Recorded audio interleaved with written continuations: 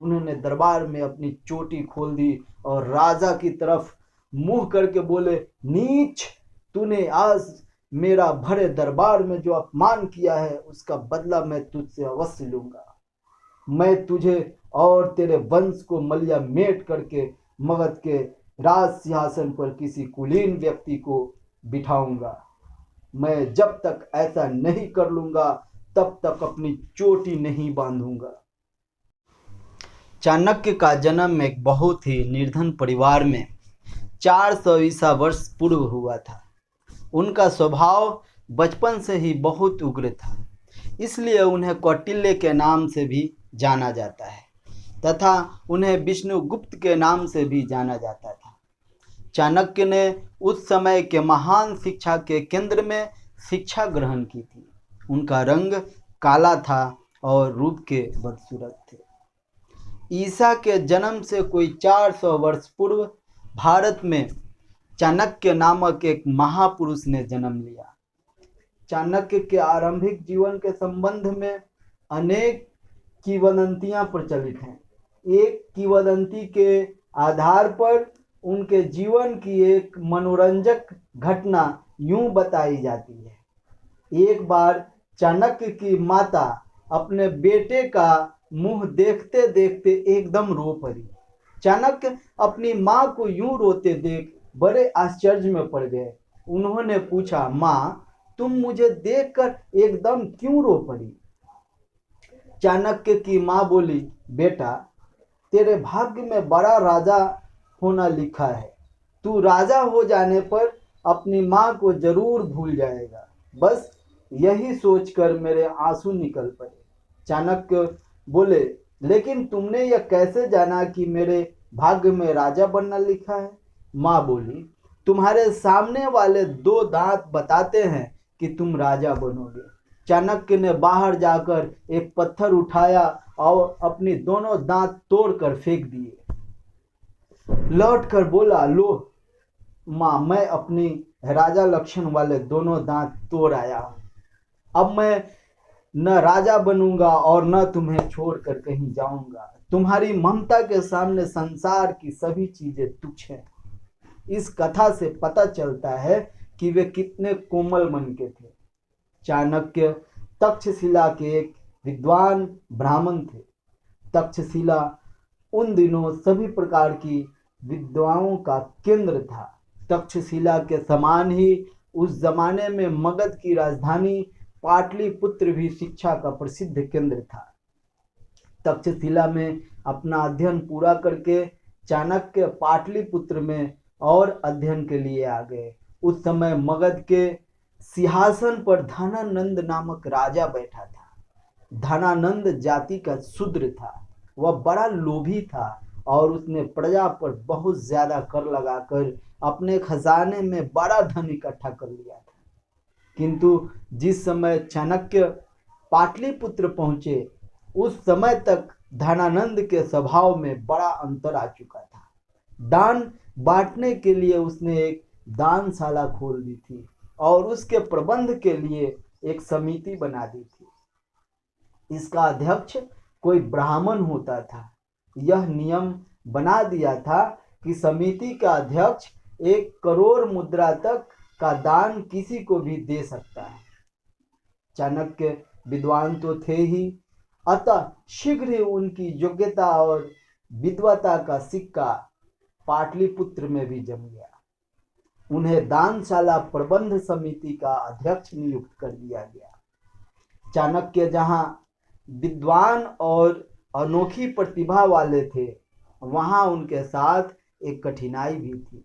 वह बहुत ही बदसूरत और रंग के बिल्कुल काले थे। भाग्य की बात है कि एक दिन धनानंद ने अपने दरबार में चाणक्य को बुलाया।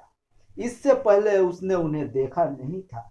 चाणक्य की सूरत को देखते ही राजा को क्रोध चढ़ आया और उसने आज्ञा दी कि चाणक्य को दरबार से बाहर किया जाए।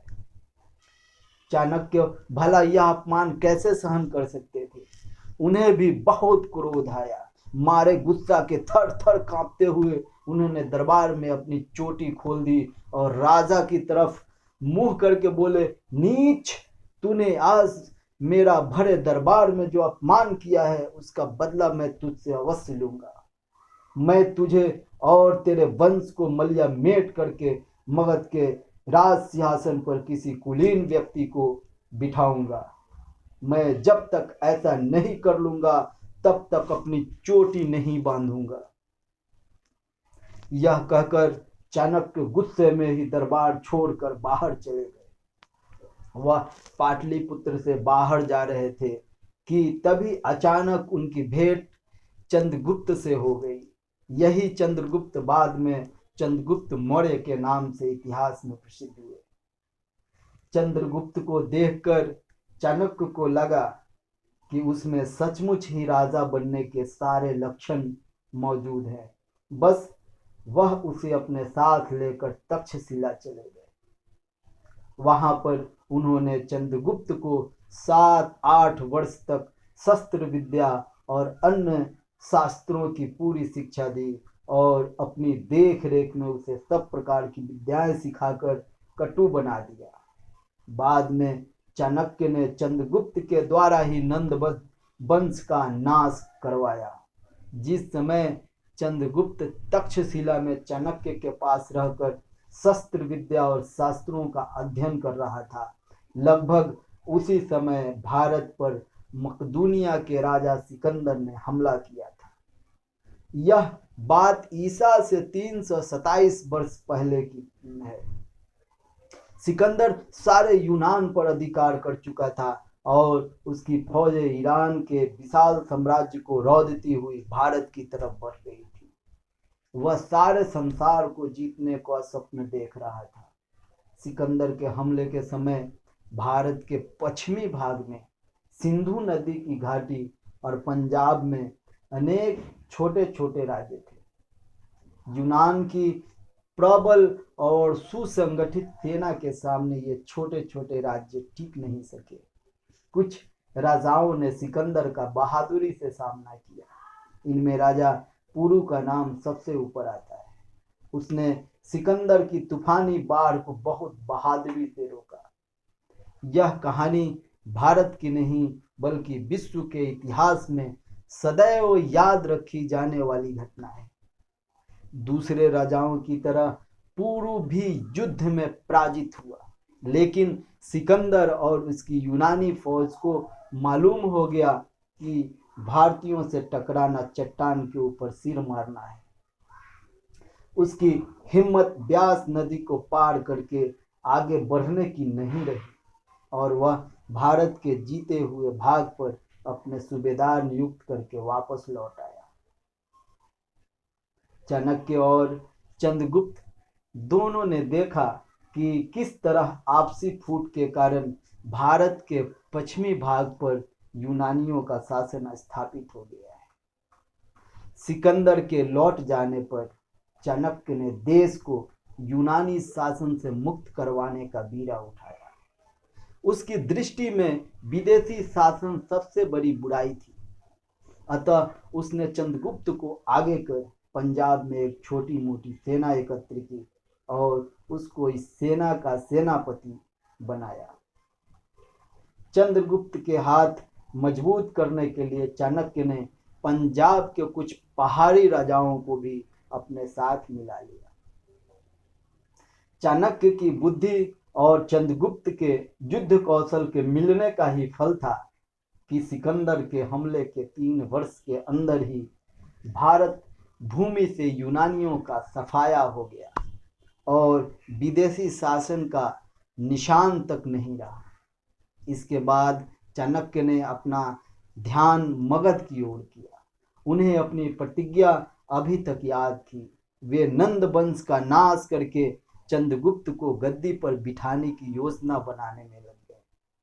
चाणक्य ने अपनी कूटनीति द्वारा राजा नंद के विरुद्ध एक षड्यंत्र रचा और अपने बुद्धि बल से उन्होंने इस षड्यंत्र को सफल बनाया। कूटनीति के सभी दांव लगाकर उन्होंने अंत में नंद वंश का विनाश करने की अपनी प्रतिज्ञा पूर्ण की।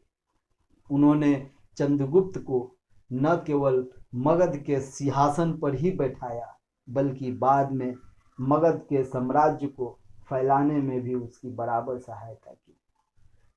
चाणक्य निसंदेह त्यागी थे। उन्होंने कभी भी महलों में रहना स्वीकार नहीं किया। चंद्रगुप्त जैसे महाप्रतापी सम्राट के प्रधानमंत्री होकर भी वे कुटिया में ही रहते थे, सादा खाना खाते थे और सादा वस्त्र पहनते थे। सारे साम्राज्य पर उनका हुक्म चलता था। चंद्रगुप्त स्वयं उनके सामने सिर झुकाकर खड़ा होता था।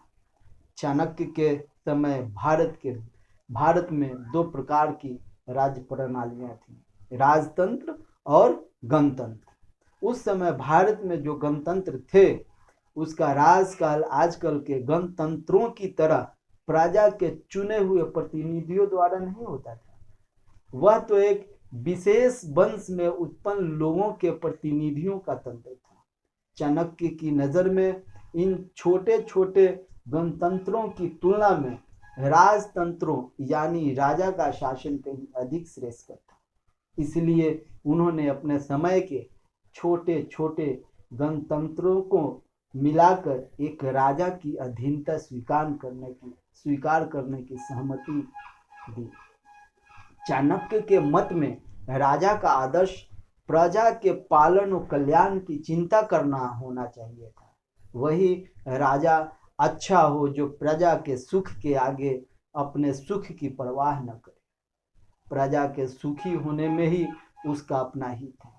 उन्होंने यह भी लिखा है कि राजा की आज्ञा के सामने वेद और धर्म शास्त्रों में दी गई हिदायतें तुच्छ हैं। राजधर्म, मंत्रियों की परिषद, राज व्यवस्था, राज्य के अर्थ की व्यवस्था, न्याय आदि विषयों पर चाणक्य ने अपने अर्थशास्त्र में बहुत विस्तार से लिखा है। यहाँ पर ऊपर कही गई इस बात को दोहरा देना काफी होगा कि राजा का हित प्रजा में है और यदि प्रजा सुखी है तो राजा भी सुखी रहेगा। चाणक्य की सहमति में तलाक और विधवा विवाह की प्रथाएं धर्म सम्मत है। उन्होंने इनका समर्थन किया। चाणक्य ने अपनी बुद्धि के चमत्कार से यूनानी शासकों को निकाल बाहर किया। साथ ही उन्होंने छोटे छोटे राज्यों को मिलाकर एक विशाल भारतीय साम्राज्य की नींव डलवाई।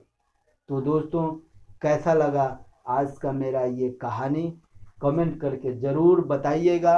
और अगर कहीं पे आप कमी पाते हैं तो ज़रूर कमेंट करिएगा, मैं भरसक उसको सुधार करने का प्रयास करूँगा। कहानी अच्छा लगा हो तो लाइक, शेयर और सब्सक्राइब करना नहीं भूलिएगा। धन्यवाद।